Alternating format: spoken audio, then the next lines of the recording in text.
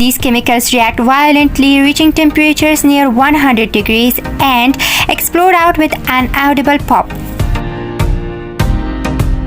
The beetle's internal structure includes a reaction chamber, lined with heat-resistant walls and equipped with valves to control flow.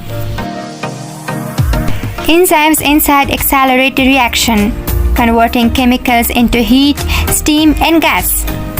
And all of this happens within milliseconds. What is more fascinating? The beetle can fire repeatedly, sometimes up to 20 bursts in a row. The Bombardier beetle lives in forests, deserts, and even grasslands. It's hunted by spiders, ants, frogs, and birds.